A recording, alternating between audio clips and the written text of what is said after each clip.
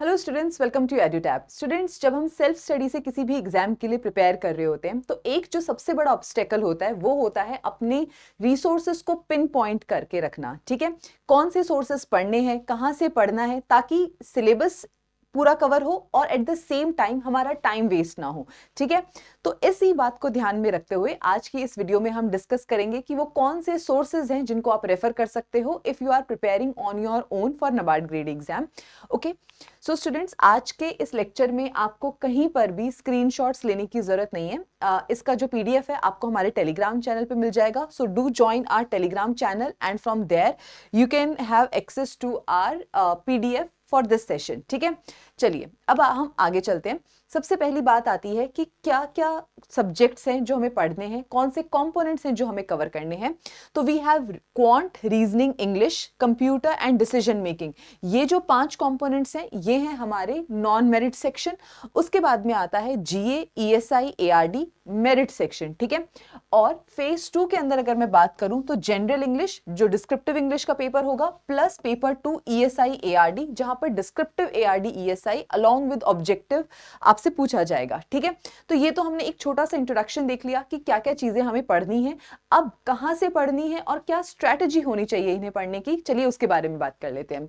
सबसे पहले आता है क्वांट, रीजनिंग, इंग्लिश। ठीक है, देखिए स्टूडेंट्स, क्वांट, रीजनिंग, इंग्लिश ये एक ऐसी चीज है जिसका नाम सुनते ही बच्चों को लगता है कि यार हमें बहुत ही बैंकिंग लेवल, एसएससी लेवल, बहुत हाई लेवल पे पढ़ना होगा, 6-6 महीने हमें यहाँ लगाने हैं क्वांट, रीजनिंग, इंग्लिश प्रिपेयर करने में। ऐसा नहीं है, क्योंकि नाबार्ड के अंदर ये है non merit section. Non merit section के अंदर आपको सिर्फ इतना ही पढ़ना है कि आपकी सेक्शनल कट ऑफ क्लियर हो जाए। ठीक है, क्योंकि quant, reasoning and English non merit section का पार्ट है, तो यहां पर आपको केवल इतनी ही तैयारी करनी है कि आपकी सेक्शनल कट ऑफ क्लियर हो जाए कंफर्टेबली। ठीक है, अब ये कैसे पता चलेगा कि क्या सेक्शनल कट ऑफ है, क्या हमारा टारगेट स्कोर होना चाहिए। सबसे पहले आप कट ऑफ देख लीजिए प्रीवियस ईयर्स की और उसके बेसिस पे अपना एक टारगेट स्कोर डिसाइड कीजिए। ठीक है, कट ऑफ देखनी है और उसके बाद में अपना टारगेट स्कोर डिसाइड करना है। एक बार जब आपने अपना टारगेट स्कोर डिसाइड कर लिया, और वो भी मैं आपको बता देती हूं कि क्वांट एंड रीजनिंग के लिए आपका टारगेट स्कोर होना चाहिए 6 to 8 मार्क्स। ठीक है, आउट ऑफ 20 अगर आप 6 to 8 मार्क्स स्कोर कर रहे हो, ठीक है,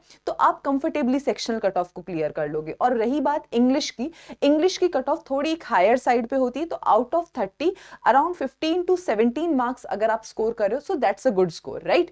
तो ये आपका टारगेट स्कोर होना चाहिए। अब इस टारगेट स्कोर के बेसिस पे आप अपने स्ट्रेंथ्स और वीकनेसेस को देखिए। ठीक है, क्या आपके स्ट्रेंथ एरियाज हैं, क्या आपके वीक एरियाज हैं। ठीक है, उसके बाद में आना है आपको इन सोर्सेस के ऊपर। अगर आप वो स्टूडेंट हो जो बुक्स प्रेफर करता है पढ़ने के लिए, तो आप क्वांट के लिए quantitative aptitude by doctor R S Agarwal, reasoning के लिए verbal and non verbal reasoning again by doctor R S Agarwal, और इंग्लिश के लिए objective general English Arihant publications की है बाय एसपी बख्शी।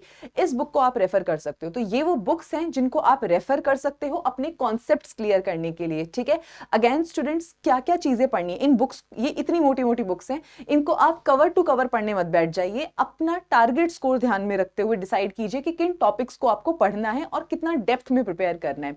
ठीक है, एक बार जब ये चीज हो गई, उसके बाद में आप अगर आप वो स्टूडेंट हो जो यूट्यूब के थ्रू या ऑनलाइन सोर्सेज के थ्रू पढ़ना प्रेफर करता है, तो हमारे चैनल के ऊपर ही एक पूरी प्लेलिस्ट है जहां पर मेघना मैम ने रीजनिंग, वीडी सर ने क्वांट और नरवीर सर ने इंग्लिश पूरा कवर करवाया हुआ है। ठीक है, तो आप उस प्लेलिस्ट के through basic to advance level अपनी क्वांट, रीजनिंग और इंग्लिश को प्रिपेयर कर सकते हो। ठीक है, तो ये तो बात हो गई प्रिपेयर करने की। एक बार जब चीजें प्रिपेयर हो गई, उसके बाद आता है सबसे important part, that is practice. ठीक है, कि आप प्रैक्टिस कहां से करोगे।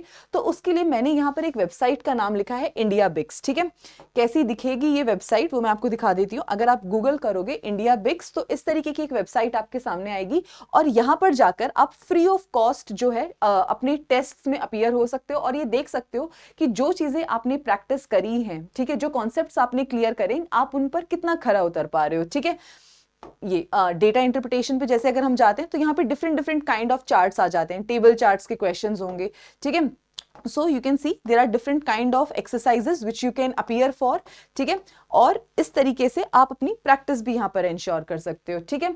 इसके अलावा अगर आपको प्रैक्टिस करनी है तो previous year questions is a very very good source जो आपको जरूर रेफर करना चाहिए, ठीक है। तो यहाँ पर हमने बात करी क्वांट रीजनिंग और इंग्लिश की, ठीक है। क्वांट रीजनिंग इंग्लिश, ये तीन चीजें, क्वांट रीजनिंग इंग्लिश, इन तीन कंपोनेंट्स को अब हमने कवर कर लिया है। चलिए अगले कंपोनेंट कंप्यूटर नॉलेज की तरफ चलते हैं। कंप्यूटर नॉलेज अगेन आपको प्रिपेयर करना है तो सेक्शनल कट ऑफ को ध्यान में रखिए, टारगेट स्कोर को ध्यान में रखिए क्योंकि ये भी नॉन मेरिट सेक्शन का पार्ट है, ठीक है।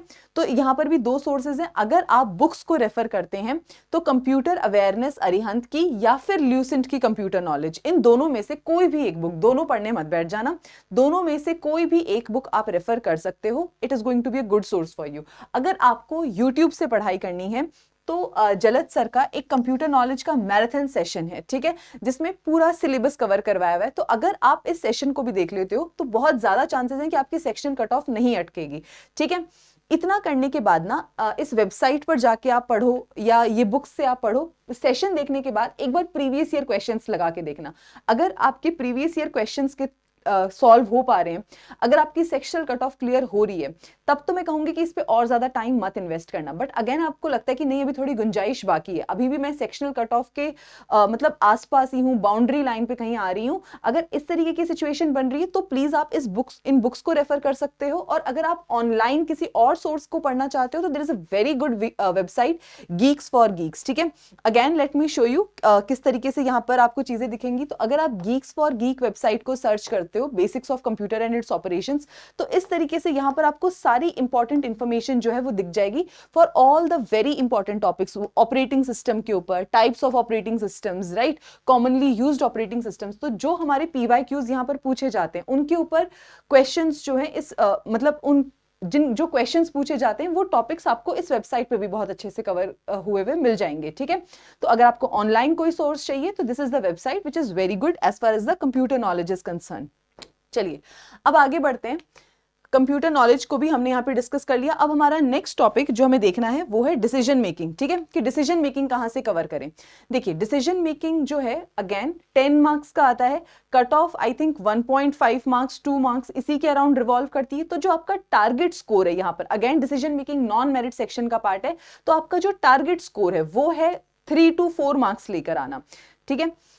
डिसीजन मेकिंग के जो कंपोनेंट्स हैं वो मेजरली हमारे मैनेजमेंट से रिलेटेड हैं। तो आप उसके लिए अगर कोई बुक्स पढ़ना चाहते हैं तो principles and practice of management by TN Chhabra को आप रेफर कर सकते हैं, या फिर principles and practices of management LM प्रसाद, इस बुक को आप रेफर कर सकते हैं। But my personal opinion is कि 10 मार्क्स और 10 मार्क्स में भी जहां पर आपका टारगेट स्कोर 3 या 4 नंबर एट मैक्स है, उस स्कोर के लिए पूरी पूरी बुक्स को रेफर करना is not a smart strategy.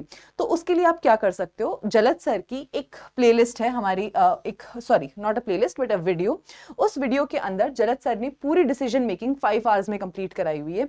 तो आप किसी भी बुक को रेफर करने से पहले या कोई भी ऑनलाइन सोर्स रेफर करने से पहले इस वीडियो को जरूर देख लीजिए।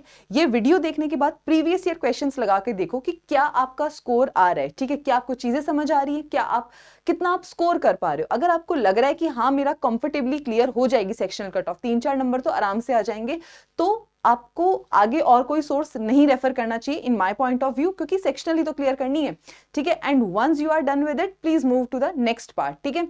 अगेन हमारे पास पढ़ने के लिए कंपोनेंट्स बहुत ज्यादा हैं, टाइम कम है, तो you have to be very smart कि आप क्या सोर्सेस पिक कर रहे हो, किस तरीके से डिसाइड कर रहे हो। वहां आपको ये नहीं शो करना कि look how smart I am, you just have to be relatively good as compared to your competition. It's a competitive exam, you just have to be better than rest of the others, ठीक है। तो उतनी ही मेहनत कीजिए जितना आपको फल मिल रहा है, ठीक है।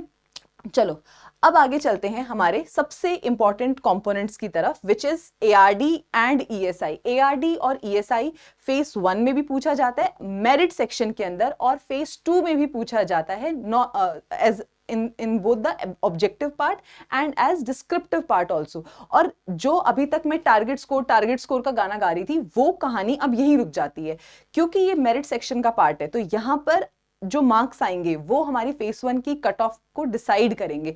यहां पर आपका टारगेट स्कोर मिनिमम मार्क्स नहीं होंगे, यहां पर होंगे कि जितना ज्यादा आप स्कोर कर सको, ठीक है। तो यहां पर आपका टारगेट होना चाहिए जितने मैक्सिमम मार्क्स आप स्कोर कर सकते हो एआरडी, ईएसआई और जीए के सेक्शन में, ठीक है। तो चलिए इसके बारे में बात करते हैं। सबसे पहले आता है हमारा एआरडी स्टैटिक, कि एआरडी स्टैटिक को कहां से कवर करना है। वेरी वेरी इंपॉर्टेंट टॉपिक, ठीक है।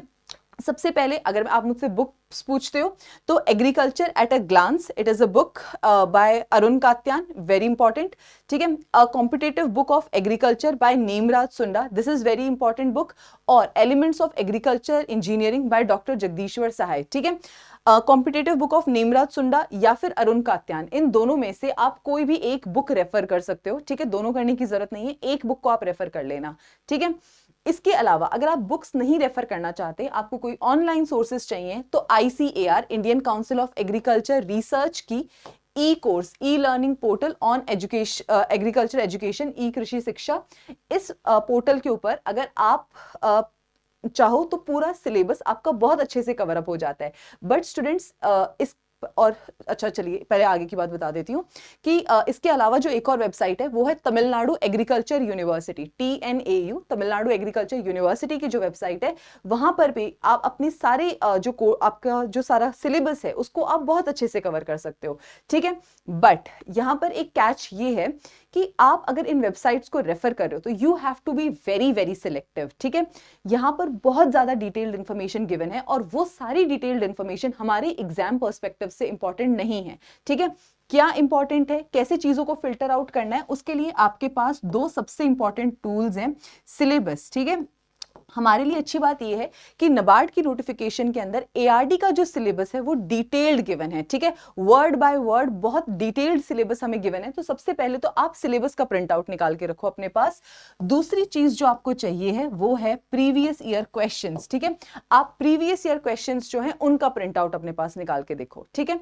जिस भी टॉपिक को आप पढ़ना चाह रहे हो, सपोज आप फिशरीज का टॉपिक पढ़ रहे हो, तो फिशरीज के अंदर सिलेबस में क्या क्या चीजें गिवन है और एक पर्टिकुलर टॉपिक से किस तरह की क्वेश्चंस जो है, फिशरीज से किस तरह के क्वेश्चंस एग्जाम में पूछे गए, फेस 1 के अंदर, फेस 2 के अंदर, वो टाइप वहां लिख लो, ठीक है। कि फिशेस की स्पीशीज हमसे पूछी गई हैं, एक्वाकल्चर पूछा गया है, पोस्ट हार्वेस्ट मैनेजमेंट पूछा गया है। तो ये सारे टॉपिक्स आपने लिख के रख लिए, ठीक है, कि इस डेप्थ में मुझे पढ़ना है, ठीक है। फिशेस के क्या साइंटिफिक नेम पूछे गए, ठीक है। ये सारी चीजें आपको प्रीवियस ईयर क्वेश्चंस देख के समझ आ जाएंगी। उसके बाद आप इन वेबसाइट्स पे और इन बुक्स पे आइएगा, ठीक है। इससे होगा ये कि आप फिल्टर आउट कर पाओगे कि क्या चीज मुझे पढ़नी है और क्या चीज नहीं पढ़नी है, ठीक है। So that is how you have to approach the agriculture and rural development, ठीक है। इसके अलावा a very good and a very quick source is Shamli ma'am's playlist on YouTube, ठीक है। अगर आप चैनल पे जाओगे तो वहां पर शामली मैम ने एक बहुत अच्छी प्लेलिस्ट बनाई हुई है जिसके अंदर उन्होंने सारा एग्रीकल्चर और रूरल डेवलपमेंट जो है वो क्वेश्चंस के थ्रू, कॉन्सेप्ट्स के थ्रू कवर करवाया हुआ है। तो प्लीज अगर आपको कोई भी इश्यू आता है, do definitely check this playlist, ठीक है। ये बहुत हेल्पफुल रहेगी, you can thank me later for that, ठीक है। तो ये चीजें हैं जो आपको रेफर करनी है as far as objective part is concern, ठीक है, एआरडी का। अब हम चलते हैं ईएसआई के ऊपर, ठीक है। अगर मैं बात करूं ईएसआई की, तो स्टूडेंट्स यहां पर आपको एक चीज ध्यान में रखनी है कि जो ईएसआई है, ईएसआई के अंदर मेजरली हमारा स्टैटिक पार्ट नहीं पूछा जाता, करंट अफेयर्स पार्ट पूछा जाता है, ठीक है। फेस 1 के अंदर out of 40 marks hardly 4 to 5 questions होते हैं जो कि स्टैटिक पार्ट से होते हैं ईएसआई में, और ज्यादातर पार्ट जो है वो करंट अफेयर से ही होता है, ठीक है। बट स्टिल आपको स्टैटिक पार्ट कवर करना है। क्यों कवर करना है, ठीक है। अब आप पूछोगे कि मैम जब इतना कम आ रहा है तो फिर क्यों कवर करना है। वो इसलिए कवर करना है कि फेस 2 के अंदर जो आपका डिस्क्रिप्टिव पार्ट होगा ना, वो डिस्क्रिप्टिव पार्ट इस स्टैटिक से आता है, ठीक है। स्टैटिक के कॉन्सेप्ट्स क्लियर हुए बिना आप डिस्क्रिप्टिव के 15 मार्क्स 10 मार्क्स के क्वेश्चंस को आंसर बिल्कुल नहीं कर पाओगे। सेकंड इंपॉर्टेंट थिंग, अगर आपको ईएसआई के करंट अफेयर समझने हैं, ठीक है, अगर फाइनेंस के करंट अफेयर समझने हैं, इकोनॉमिक्स के करंट अफेयर समझने हैं, which are very very important, आपको पहले इसके बेसिक्स पता होने चाहिए, ठीक है। अदरवाइज आप नहीं समझ पाओगे रेपो रेट क्या होती है, ठीक है, रेपो रेट क्यों बढ़ाई जाती है या क्यों घटाई जाती है। अगर ये कॉन्सेप्ट्स आपको नहीं पता तो इंडियन एक्सप्रेस हिंदू में इकोनॉमी पेज पे आने वाले करंट अफेयर्स को आप नहीं समझ पाओगे, ठीक है। इसलिए आपको ईएसआई का जो स्टैटिक पार्ट है वो भी रेफर करना है, ठीक है। अब जो बात मैंने आपको पहले बताई थी कि बहुत ज्यादा नहीं पूछा जाता, तो again note of caution here is कि आपको बहुत ओवरवेल्म भी नहीं हो जाना है, ठीक है। प्लीज मेंटेन अ बैलेंस, ठीक है। बहुत ज्यादा ओवरवेल्म भी नहीं होना है ईएसआई को लेकर के, और ना इसे टोटली इग्नोर करना है। सेलेक्टिवली पढ़ो, प्रीवियस ईयर क्वेश्चंस और सिलेबस को रेफर करते हुए पढ़ो, ठीक है। तो that is the strategy part. और अब सोर्सेस पे आते हैं कि कहां से पढ़ना है। अगर आपको बुक्स के बारे में पता करना है कि कौन सी बुक्स हम देख सकते हैं, तो there is this book Indian economy by Ramesh Singh, civil services वालों की फेवरेट बुक, तो आप इसको रेफर कर सकते हो। और social problems in India by Ram Ahuja, ठीक है। सोशल इश्यूज के लिए एक बहुत अच्छी बुक है, और सोशल इश्यूज के ऊपर जो हमारे फेज 2 के अंदर डिस्क्रिप्टिव क्वेश्चंस हैं वो जरूर आ जाते हैं, ठीक है। तो आपको social problems in India Ram Ahuja इस बुक से कवर करना है। अगेन जो बुक्स मैं आपको बता रही हूँ वो आपको कवर टू कवर नहीं पढ़नी है, ठीक है। You have to be very selective. और मैं बार बार इस बात को रेफर कर रही हूँ कि आप सिलेबस और प्रीवियस ईयर क्वेश्चंस को पहले प्रिंट आउट करा के रखना, उसके बाद बुक्स को पढ़ना स्टार्ट करना, ठीक है। अब अगर आप ऑनलाइन कोई सोर्सेज देख रहे हो तो Mrinal Patel, he is a teacher, a very good teacher for economics, तो आप इनके चैनल से जाके इकोनॉमिक्स के अपने बेसिक कॉन्सेप्ट्स क्लियर कर सकते हो। उसके अलावा indianeconomy.net, a very very good source. जब मैं खुद भी प्रिपेयर करती थी मैं इस सोर्स को बहुत ज्यादा रेफर करती थी। आप कोई भी टॉपिक अगर आपको नहीं समझ में आ रहा है, मॉनेटरी पॉलिसी indianeconomy.net, अगर गूगल पे ऐसे सर्च करोगे एक काफी अच्छा एक्सप्लेनेशन वहां पर आ जाएगा, तो आप इस सोर्स को रेफर कर सकते हो। इसके अलावा इकॉन लाइव, ठीक है, the library for economics and liberty, ये एक वेबसाइट है, again a very good website. तो बैलेंस ऑफ पेमेंट हो गया, मॉनेटरी पॉलिसी हो गया, फिस्कल पॉलिसी हो गया, बजट्स हो गए, ठीक है। ये सारी चीजें जो हैं आप इस चैनल से या इस वेबसाइट से पढ़ सकते हो, ठीक है। So these were the sources as far as the ESI static part is concern, ठीक है। चलिए, अब हमने स्टूडेंट्स एक चीज तो देख ली कि एग्रीकल्चर, एआरडी और ईएसआई, इनमें ऑब्जेक्टिवली हमें कहां से पढ़ना है वो तो हमने देख लिया, लेकिन हम इनके डिस्क्रिप्टिव के लिए कैसे पढ़ेंगे। 50 मार्क्स का डिस्क्रिप्टिव आएगा हमारा फेज 2 के अंदर, ठीक है। तो किस तरीके से हम डिस्क्रिप्टिव के लिए पढ़ें, डिस्क्रिप्टिव के लिए कैसे पढ़ना है, उससे पहले हम ये देख लेते हैं कि डिस्क्रिप्टिव में क्वेश्चंस कैसे क्या पूछे जाते हैं, ठीक है, ताकि ज्यादा क्लैरिटी हो पाए कि क्या पढ़ने की जरूरत है। देखिए, सबसे पहले यहां पर एक क्वेश्चन पूछा गया है, what is social forestry, objectives of social forestry and various facets of social forestry and list it's economic benefits. चलिए आगे देखिए, की objectives of national rural livelihood mission, ठीक है, its features and components. PDS is playing a crucial part in food economy. However, there are certain lacunae in it. Discuss the objectives of Pradhan Mantri Matsya Sampada Yojana. ठीक है, also highlights the important initiative under this scheme. How globalization has benefited the Indian economy. Investment in social infrastructure is a prerequisite for inclusive growth. Discuss this in Indian context. अगर आप इन सारे questions को देखते हो students, तो यहाँ पर एक कॉमन थीम निकल कर आती है। सोशल फॉरेस्ट्री हमारे एआरडी के जो फॉरेस्ट्री वाला टॉपिक है उसका एक पार्ट है। आप जब भी कोई टॉपिक पढ़ रहे हो एआरडी में, ईएसआई के अंदर, उसको थोड़ा सब्जेक्टिव वे के अंदर या उसको एक एनालिटिकल पॉइंट ऑफ व्यू से पढ़ने की कोशिश करो, ठीक है। अब वो क्या होता है, ठीक है, जैसे आपने सोशल फॉरेस्ट्री पढ़ा, तो सोशल फॉरेस्ट्री में आपको पता होना चाहिए कि सोशल फॉरेस्ट्री के क्या बेनिफिट्स होते हैं, इंडिया में क्या इनिशिएटिव्स लिए जा रहे हैं, वो इनिशिएटिव्स कितने सक्सेसफुल हैं, और अगर सक्सेसफुल नहीं है तो क्या रीजंस हैं। तो आपको इस तरीके से अपनी थिंकिंग को डेवलप करना है। अगर आप हर टॉपिक को इन्हीं डायमेंशंस के बेसिस पे पढ़ते हो, फीचर्स क्या हैं, ऑब्जेक्टिव्स क्या हैं, बेनिफिट्स क्या हैं, स्टेप्स टेकन क्या है, ठीक है, कितना बेनिफिट हुआ है उन स्टेप्स की वजह से, व्हाट आर द चैलेंजेस, ठीक है, अगर आप यही 5-7 डायमेंशन हर टॉपिक को लेकर के कवर करते हो, इनको गूगल पे सर्च करते हो, ठीक है, ज्यादा भी कुछ करने की जरूरत नहीं है। सोशल फॉरेस्ट्री एडवांटेजेस यूपीएससी, बस इतना लिख के भी आप सर्च करोगे, आपके पास बहुत सारे आर्टिकल्स आ जाएंगे, वहां से 5-10 इंपॉर्टेंट पॉइंट्स अपने नोट डाउन करके रख लीजिए, आपका वो टॉपिक प्रिपेयर। इसी तरीके से अगर आप हर एक सिलेबस टॉपिक को प्रिपेयर करते जा रहे हो, जब ऑब्जेक्टिव के लिए पढ़ रहे हो उसी वक्त अगर आपने उसको डिस्क्रिप्टिव के लिए भी इस तरीके से पढ़ा, ठीक है, आपका वो टॉपिक वहीं प्रिपेयर हो जाएगा, आपको डिस्क्रिप्टिव के लिए कुछ एक्स्ट्रा करने की जरूरत नहीं होगी, ठीक है। अगर आप करंट अफेयर्स पढ़ रहे हो, अगेन यहां पर जिस तरीके से पूछा गया, स्कीम्स के ऑब्जेक्टिव्स पूछे गए, इनिशिएटिव्स पूछे गए, so these are very direct questions. तो यहां पर आपको ऑब्जेक्टिव से कुछ बहुत अलग नहीं करना, इट्स जस्ट दैट आपका एक एनालिटिकल फ्रेमवर्क होना चाहिए। जो भी टॉपिक आप पढ़ रहे हो उसके ऑब्जेक्टिव्स, बेनिफिट्स, चैलेंजेस, ये सारी चीजें आपको नोट डाउन करके रखनी है। तो इस तरीके से आपका डिस्क्रिप्टिव पार्ट जो है एआरडी और ईएसआई का वो प्रिपेयर हो जाएगा, ठीक है। चलिए आगे चलते हैं कि इसकी जस्ट वेट, अरे ठीक है, अब हमने ऑलमोस्ट सारे जो कंपोनेंट्स थे उनको डिस्कस कर लिया। अब हमारा एक कंपोनेंट बचता है, सॉरी 2 कंपोनेंट्स अभी बचते हैं हमारे। सबसे पहले आते हैं हम the most important component which is general awareness. Current affairs कहां से करने, करंट अफेयर्स की इंपॉर्टेंस ये है, सबसे पहला तो आपको जो ESI है वहां पर मेजरली करंट अफेयर्स देखने को मिलेंगे।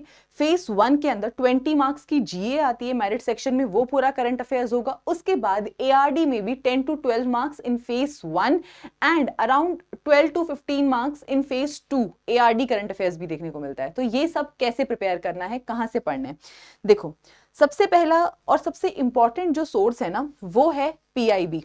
PIB आप रेगुलर बेसिस पे पढ़िए, वहां पर आपको मिनिस्ट्री वाइज जो है न्यूज दिखेंगी, तो सारी मिनिस्ट्रीज की न्यूज को आप डेफिनेटली कवर कीजिए। उसके बाद में newspaper, Live Mint, Hindu, Indian Express, इन तीनों में से कोई भी एक न्यूज़पेपर पढ़ लीजिए, बट रेगुलरली और कंसिस्टेंटली आपको उसको पढ़ना है, ठीक है।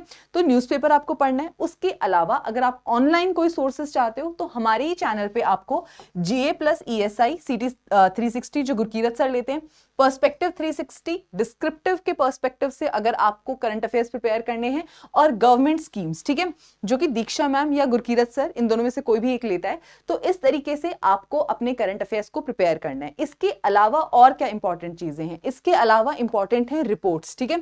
स्कीम्स तो बहुत ज्यादा इंपॉर्टेंट है ही है, उसके अलावा इंपॉर्टेंट है रिपोर्ट्स। कौन सी रिपोर्ट्स, देखिए रिपोर्ट्स के अंदर अगर नाबार्ड की एनुअल रिपोर्ट है, RBI एनुअल रिपोर्ट है, ministry of agriculture, ministry of rural development, ministry of animal husbandry, ठीक है, हॉर्टिकल्चर के एडवांस एस्टिमेट, इस तरीके की जो भी हमारी रिपोर्ट्स हैं, जो भी हमारा डेटा है, वो बहुत इंपॉर्टेंट बन जाता है from the ARD current affairs perspective, ठीक है।